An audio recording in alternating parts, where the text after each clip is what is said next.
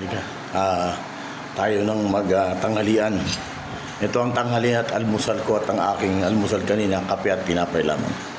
Meron tayo. May malunggay din kami rito. Ang dami kong tanim dyan dati. Minsan may mga nangihingi pambenta nila. Kumukuha dyan sa tanim ko sa labas. Dati nung magmula doon hanggang dito, puro malunggay yan. Pinamibigay lang natin sa mga gustong humingi. Sa kabila, wala na akong tanim eh. Kaya ito ngayon, iis tayo sa malunggay. Tsaka may bangus tayong konti. Yan. Halika, samahan na tayong kumain. Solo pa din akong kakain. Tsaka sabi ko sa inyo, dito sa amin, hindi mawala ng matching tuyo. Yan. Hindi dito na mawala ang kilamama ng tuyo. Halikat na kumain tayo.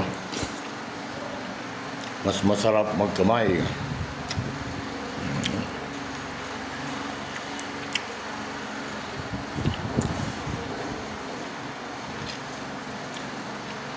Medyo nilagdagan ko yung kanin ko kasi almusal at tanghalian ito.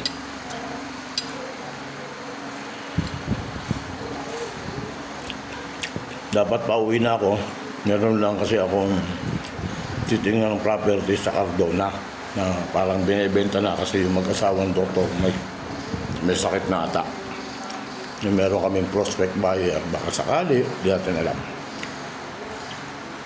Okay, bye-bye.